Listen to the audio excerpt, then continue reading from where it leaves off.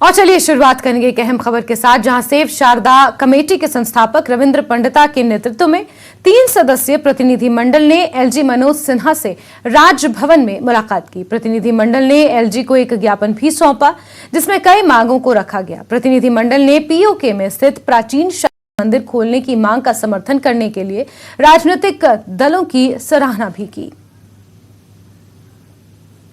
नहीं, प्यार दे उनको ऊपर से भी pressure. Now it will pick up, ये हो जाएगा। अब हमने एलजी से क्या बात हुई है उस पर बात करेंगे। रविंद्र पंडिता खुद हमारे साथ हैं, दिल्ली से खुद यहाँ पे आए और आज एलजी से मिले। आज आप यहाँ पे एलजी साहब से मिले हैं। अभी 22 तारीख को ही टिटवाल में इनॉग्रेशन हुई है शारदा की। किन चीजों पे बात हुई, कितनी देर बात हुई, क्या क्या बात हुई? नमस्कार। देखिए, save Sharada committee Kashmir registered जो एक रजिस्टर्ड कमेटी है, 2 दिहाई से जो संघर्ष हमारा चल रहा है कि शारदा पीठ की राहदारी खोली जाए, उस संघर्ष में एक कड़ी हमारी जो शारदा मंदिर टीटवाल में देखने को मिला है। आपको अभी उद्घाटन माननीय गृह मंत्री अमित शाह जी ने जो करा है, और उसमें माननीय एलजी साहब ने भी बोला है, हमने भी वहां पे जो है भव्य तरीके से लोकल्स की पार्टिसिपेशन को लेके वहां पे जो मंदिर खुलवाया है, वो मंदिर है एक हेरिटेज सकाफती हमारी एक तारीख की साइट है, जो 1947 में गुरुद्वारा और एक मंदिर हुआ करता था, जिसको कबायली हमले में जलाया गया था। अब हमारा मिशन यहीं पे नहीं रुक रहा है। हमारा मिशन है कि इंक्लूसिवनेस को लेके हम जो है उस सर्वज्ञ पीठ को खुलवाना चाहते हैं, जहां पे भी हमारी पीओके की सिविल सोसाइटी है, जिसका जिक्र माननीय अमित शाह जी ने भी करा। उन्होंने हमको जो अभिनंदन किया कि हमारी सिविल सोसाइटी यहाँ JNK में जो है और जो सिविल सोसाइटी हमारी पीओके में है, दोनों का अभिनंदन किया कि हम जिस तरह से काम कर रहे हैं एक सिविल सोसाइटी के नाते, वो मंदिर बन गया। वहां लोकल्स का जो हेल्प है। आज हम एलजी साहब से इसलिए मिले, मेन मुद्दा हमारा ये था, जो हमारी लोकल प्रॉब्लम्स है वहां पे जमीनी सतह पे, जो कि सरपंच ने भी हमें एक खत था, एक मेमोरेंडम दिया था एलजी साहब को देने के लिए। उसमें कुछ जो हकीकतें वहां पे हमें खुद भी, हम वहीं रहते हैं ख्वाजा मोहल्ला में रेंटेड एकोमोडेशन में, हमें भी देखने को मिली है। बिजली नहीं है, पानी नहीं है, बिल्कुल सड़कें बिल्कुल खराब है। तो कई सारे पॉइंट्स थे, उनको लेके हमने यहाँ पे जिक्र किया और एलजी साहब ने सारे पॉइंट उसमें से मान लिए हैं।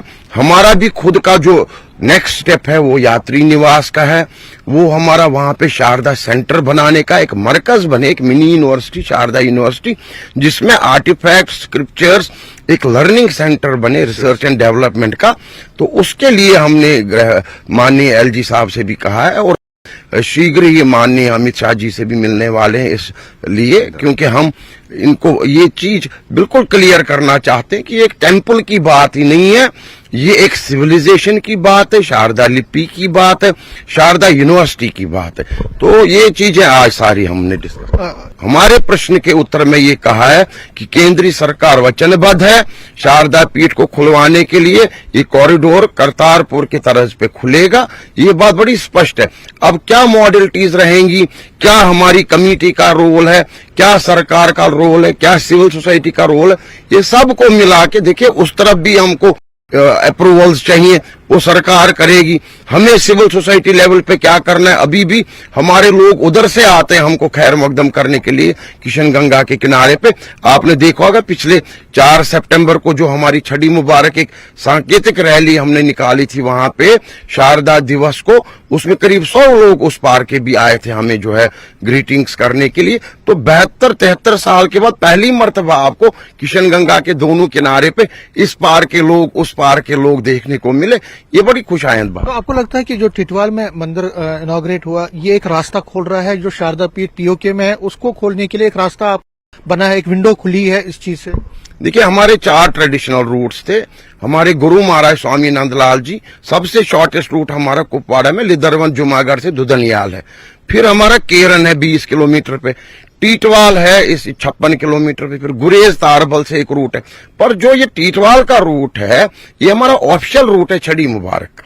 जैसे अमरनाथ यात्रा में हम छड़ी मुबारक पे पहलगाम से जाते हैं, बालतल अनऑफिशियल रूट है, इस तरह से छड़ी मुबारक का रूट है, ऑफिशियल रूट है।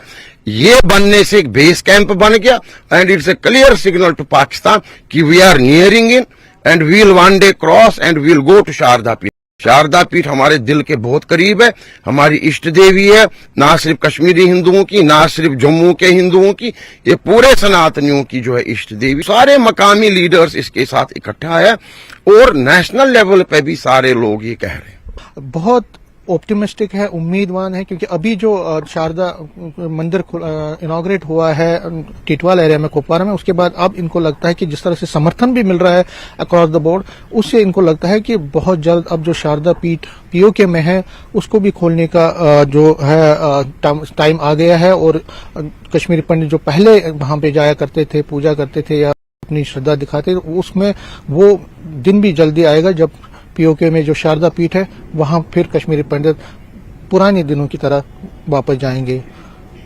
कैमरामैन चांद के साथ में समीर भट्ट, न्यूज़ 18। आगे बढ़ेंगे, बात एक और अहम खबर की। अमृतसर में मुस्तैद बीएसएफ जवानों ने ड्रोन घुसपैठ की साजिश को नाकाम किया है।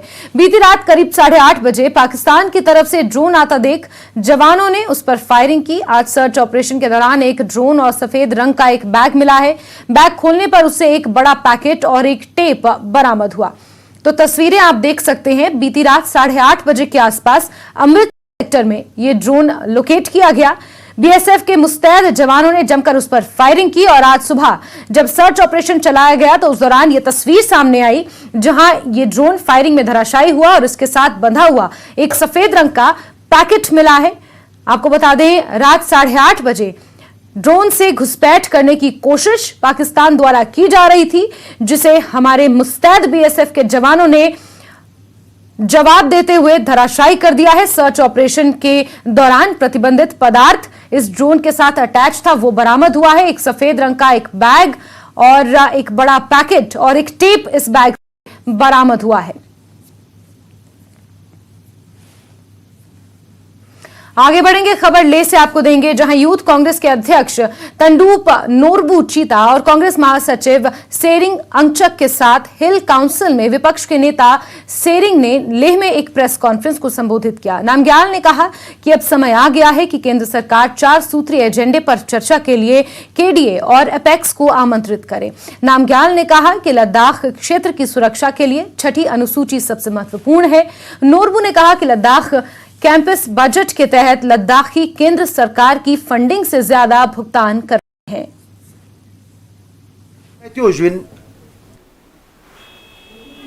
ले डिस्ट्रिक्ट ngata zong miska ले डिस्ट्रिक्ट ngata एपेक्स कमिटी जेते ngata है तेनका तुक्सन ले उजुक से ngata है चुगा जातु क्याजु ते का बे ngata छोजुक से दे चंगमा श्री दिल दे चंगमा हाली बीजेपी पुते तेनका छोक्सपा संग में छोस्क्योर साला जाते ते लाख से तोनसा चचन बो नाम से खुरते दिनगता है सोजुंगा तेनका चोपा चुगा जातु क्या कि ngata लद्दाख सी ngata छोस्क्यो भी होगा लद्दाख सी ngata है तोनसा ना चोसी टॉपिक हले तेना चोल ngata है केडी करगिल दान ngata जातु क्याजु का बे ngata ने छोजुक दे श्री दिल दे तो ngata है चिशो ngata है लोपटुक निल दे जरा चो समय ngata है केडी ngata जातु क्या खोना तेना तेनिस्का चिक्सो ngata डिमांड ngata बोरा जातु क्या कांग्रेस पार्टी चोन जोपलत तेलारी लद्दाख सिंगाते मीडिया गुतेले मैं रेबार इस पेडाउन ngata है सिदलोन तेने नरेंद्र मोदी स्कुंदिनी टेबल का लेबडो ते नांगलोन अमित शाह स्कुंदिनी टेबल का लेबडो एमओएस तेने ngata है नितिन राय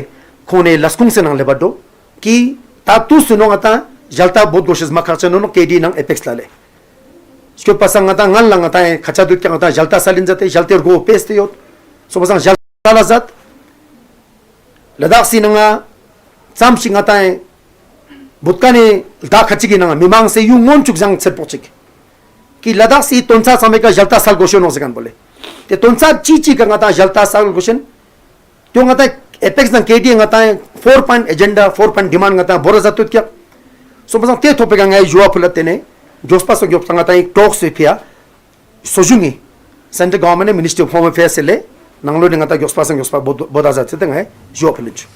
डोडा जिले में सड़क हादसे में एक व्यक्ति की मौत हो गई है। इस हादसे में एक व्यक्ति गंभीर रूप से जख्मी भी हुआ है। बताया जा रहा है कि हादसा शिवनोट ब्रिज प्रेमनगर के पास हुआ। यह हादसा डोडा में नेशनल हाईवे 244 पर हुआ है। एक कार सड़क से लुढ़क गई थी। ये गाड़ी मुर्गियां लेकर जा रही थी जिसमें कई मुर्गियां भी मर चुकी हैं।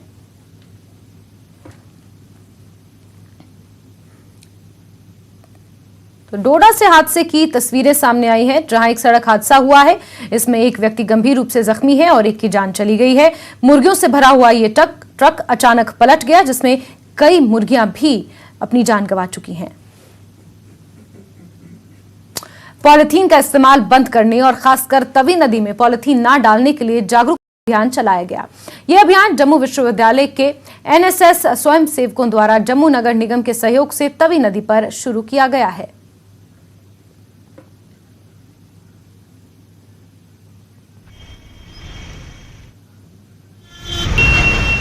नवरात्रों का पावन त्योहार चल रहा है और 9 दिनों के नवरात्रों में आज 7वां दिन जो है मनाया जा रहा है, जहां पर लगातार अगर हम बात करें तो जम्मू के लोगों में एक उत्साह जो है वो देखने को मिल रहा है।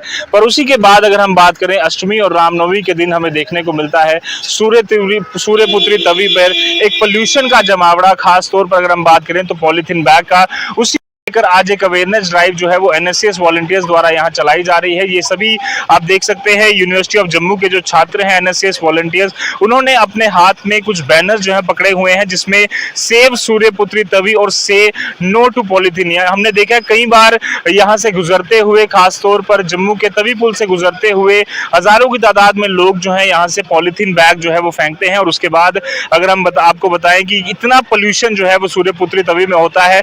राज्यसभा की एक रिपोर्ट के मुताबिक सूर्यपुत्री तवी जो है टॉप पोल्यूटेड रिवर्स में से जो है वो आती है, और इसीलिए आज ये इनिशिएटिव जो है इनके द्वारा लिया गया है, क्योंकि करवाने के लिए जो लोग यहाँ पर आते हैं वो पोल्यूशन भी साथ में लेके आते हैं, क्योंकि पॉलिथीन बैग्स वो यहाँ पर फेंकते हैं। कुछ छात्र जो हैं इनसे बातचीत करने की कोशिश करेंगे कि किस तरह का इनिशिएटिव है और क्या कुछ मकसद लेकर आज ये हाथों में अपने बैनर लिए यहाँ पर पहुंचे हुए हैं। क्या नाम है? Hello, my name is Dhriti Gupta and I am from Jammu University and we are representing the NSS here. So हम यहाँ पे awareness spread कर रहे हैं and we are making people vigilant कि कैसे हमें यहाँ पर साग परवाना नहीं चाहिए। लोग जो हैं वो चिनाब में या फिर केनाल में जो नदी रिवर जा रही है वहाँ पे जाके परवा सकते हैं, बट यहाँ पे अवॉइड कीजिए प्लीज़। बिल्कुल साफ तौर पर। और साग परवाने के साथ जो पॉलीथीन बैग का इस्तेमाल होता है उनसे बातचीत करेंगे। जी क्या नाम है? बिल्कुल, मेरा नाम अवलीन कौर है और यही हम लोगों को बताना चाहते हैं कि यहाँ पे ना अपनी परवाह वगैरह करें कुछ भी, रादर वो नहर में कनाल रोड पे जो है वहाँ पे करें बस। साफ तौर पर कई प्रयास जो है वो किए जा रहे हैं। आप देख सकते हैं यहाँ पर भी कुछ छात्र हैं, इनसे बातचीत करने की कोशिश। क्या नाम है? सर मेरा नाम सजाद है और हम एनएसएस वॉलंटियर्स हैं यहाँ पे। तो हमारा यही मैसेज है आप सब लोगों के लिए कि प्लीज़ यहाँ पे इस तवी को गंदा मत कीजिए, यहाँ पे पॉलीथीन मत फेंकिए, यहाँ पे साग का विसर्जन मत कीजिए। अगर आपको साग का विसर्जन करना ही है तो आप चिनाब में कर सकते हैं, आप नहर में कर सकते हैं, बट प्लीज़ ऐसे कि आपको पता है आने वाले टाइम पे पानी की ड्रिंकिंग वाटर उसकी कितनी स्केर्सिटी होगी यहाँ पे। तो हम सब वॉलंटियर्स का, हम सब एनएसएस वॉलंटियर्स का सब के लिए, सब लोगों के लिए, पूरे जेएंडके के लोगों के लिए यही मैसेज रहेगा कि प्लीज़ यहाँ पे पॉलीथीन को ना फेंकिए, किसी भी किस्म का गंद यहाँ पे ना फेंकिए, इसको साफ रखने की कोशिश कीजिए। बिल्कुल, आपको बता दें कि सूर्यपुत्री तवी जो है जम्मू के आधी से ज्यादा पॉपुलेशन को पानी पहुंचाने का काम जो है यहाँ पर करती है, और ये रिवर तवी फ्रंट भी यहाँ पर जो है वो बनाया जा रहा है। इस खूबसूरती को अगर दुनिया भर तक पहुंचाना है तो जरूरी है कि इस पानी को भी हम साफ रखें। जी क्या नाम है आपका? वंशिका। क्या किस तरह का इनिशिएटिव है, क्योंकि हम देख रहे हैं सभी वॉलंटियर्स आज यहाँ पर मौजूद हैं और तपती धूप में आप लोग अवेयरनेस कर। एक्चुअली जैसे हम देख रहे हैं कि एयर पोल्यूशन कितना बढ़ रहा है, ये जो पॉलीथीन है ये डिकम्पोजेबल है, ठीक है, तो उसकी वजह से हमको एक अवेयरनेस लानी होगी जिसकी वजह से हमको ये पोल्यूट होने से बचाना होगा। तो इसलिए आज हम सब यहाँ पे कलेक्ट हुए हैं ताकि लोगों में अवेयरनेस जा सके। बिल्कुल साफ तौर पर अवेयरनेस जो है वो की जा सके, और इसीलिए ये सभी वॉलंटियर्स यहाँ पर पहुंचे हुए हैं। मकसद यही है कि ज़्यादा से ज़्यादा जागरूकता फैलाई जा सके कि सूर्यपुत्री तवी, जिसे हम भगवान का दर्जा जो है वो देते हैं, सूर्यपुत्री का दर्जा देते हैं, और उसी को पोल्यूटेड जो है जब हम करते हैं तो किस तरह से हमें ज़रूरत है कि हम सब लोग अवेयर हों। और ख़ास तौर पर पॉलीथीन बैग्स और इस तरह की चीज़ें अगर हम यहाँ पर करेंगे तो सूर्यपुत्री तवी को साफ रखने में हम जो अपना एक योगदान है वो जरूर कर सकते हैं। नेटवर्क 18 के लिए जम्मू से मैं रजत वोरा। और खबरें बाकी हैं, लेकिन वक्त एक छोटे से ब्रेक का। ब्रेक के बाद खबर आपको पुलवामा से देंगे, जहां के रोहमो क्षेत्र में स्थानीय स्वयंसेवक युवाओं ने रमजान के महीने में युवाओं को खेलों की ओर आकर्षित करने के लिए कॉस्को बॉल क्रिकेट टूर्नामेंट का आयोजन किया। रोहमो पब्लिक का इंटरस्टेट नामक स्वयंसेवी संस्था द्वारा आयोजित कॉस्को क्रिकेट टूर्नामेंट का तहसीलदार राजपुरा ने उद्घाटन किया, जिसमें पुलवामा के अलग अलग इलाकों से करीब 30 टीमें हिस्सा ले रही हैं। चीज़ों को लेकर काफ़ी सीरियस होती है, चाहे ड्रग्स को लेकर, सैनिटेशन को लेकर या स्पोर्ट्स को लेकर। तो उसमें हमारा एक पार्ट है जो है क्रिकेट की तरफ, जो हम रमज़ान में एक स्पेशली हमारा टूर्नामेंट एक रहता है, तो उसको लेकर आज इनाग्रेशन था T10 कॉस्को चैंपियनशिप का under the banner of Brahmo public interest.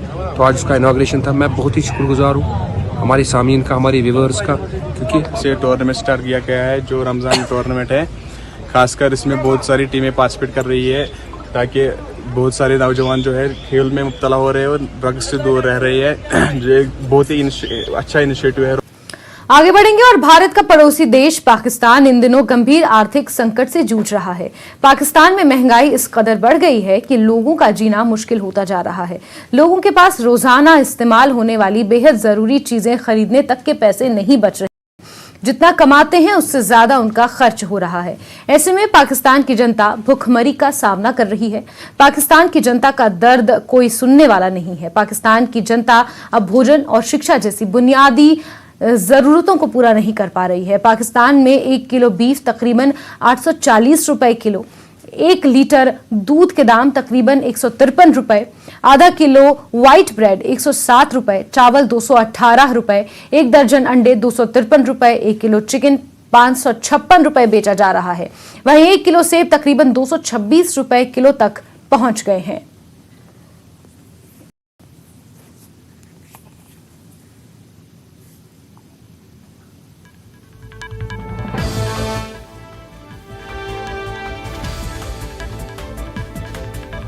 तो लगातार पाकिस्तान में महंगाई लोगों का जीना मुश्किल कर रही है। पाकिस्तान ब्यूरो ऑफ स्टैटिस्टिक्स के ताजा आंकड़ों के मुताबिक महंगाई 25% से भी ज्यादा ऊपर पहुंच गई है। रोजाना इस्तेमाल होने वाली 34 से ज्यादा आइटम्स के दाम इतने बढ़ गए हैं कि आम जनता उन्हें अफोर्ड नहीं कर पा रही है। शिक्षा और स्वास्थ्य जैसी बुनियादी सुविधाएं लोगों को वहां पर मुहैया नहीं हो पा रही हैं। ग्राफिक्स के जरिए रोजमर्रा में इस्तेमाल होने वाली चीजों के दाम हम आपको बता रहे हैं। रमजान का पाक महीना चल रहा है और ऐसे में पाकिस्तान में खाने पीने की चीजों के दामों में लगातार वृद्धि हो रही है। हाहाकार वहां पर महंगाई की वजह से इस वक्त मचा हुआ है।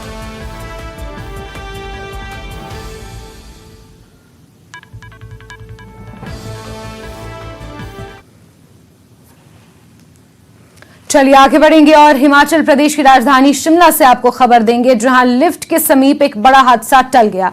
यहां HRTC एक बस में अचानक आग लग गई। ये बस पुजारी से पुराना बस स्टैंड जा रही थी और लिफ्ट के समीप बस सवारियों को उतारने के लिए रुकी तो इंजन में आग लग गई। आग लगने से बस में अफरा तफरी मच गई और सभी सवारियां समय रहते नीचे उतर गईं। मौके पर मौजूदा पुलिसकर्मियों ने इसकी सूचना अग्निशमन विभाग को दी। अग्निशमन की 2 गाड़ियों ने मौके पर पहुंचकर आग पर काबू पाया।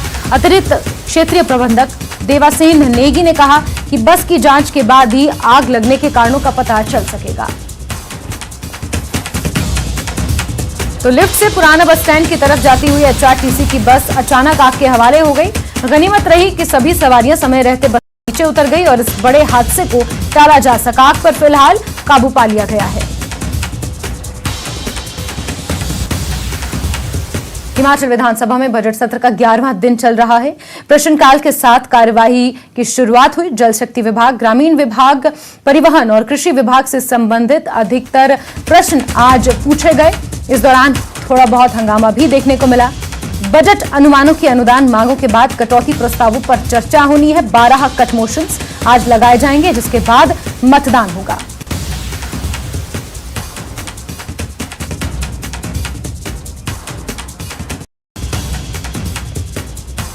तो प्रश्नकाल के साथ सुबह 11 बजे इस 11वें दिन की कार्यवाही की शुरुआत हुई। कई अहम विभागों से जुड़े हुए प्रश्न इसमें लगाए गए। वहीं बजट की अनुदान मांगों पर भी आज चर्चा होनी है। इसके अलावा 12 कट मोशंस पर चर्चा होगी, जिसके बाद मतदान होगा और 29 मार्च को बजट को पास किया जाएगा।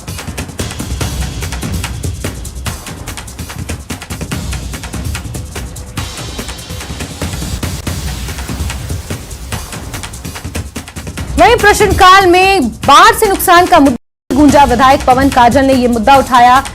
माझी खड्ड में बाढ़ का मुद्दा उठाया गया। 20 गांव को मुआवजा न मिलने पर सवाल पूछा गया। राजस्व मंत्री जगत सिंह नेगी ने आश्वासन दिया 6,57,965 रुपए की मुआवजा राशि आवंटित की गई। जल शक्ति विभाग की अधूरी परियोजनाओं पर भी सवाल पूछा गया। विधायक सुरेश कुमार ने यह सवाल उठाया। ठेकेदारों पर कार्रवाई का ब्यौरा मांगा गया। डिप्टी सीएम का इस पर जवाब आया। प्रदेश में 11,000 से ज्यादा परियोजनाएं, सूचना एकत्रित करने में समय लगेगा, इसका ये जवाब दिया गया। तो जनता से जुड़े हुए मुद्दे लगातार प्रश्नकाल में उठाए जा रहे हैं। हल्की फुल्की नोक भी सत्ता पक्ष और विपक्ष में देखने को मिल रही है, लेकिन कई अहम प्रश्न पूछे जा रहे हैं जिनका सवाल आज सदन में रिस्पेक्टिव मंत्रियों द्वारा दिया गया।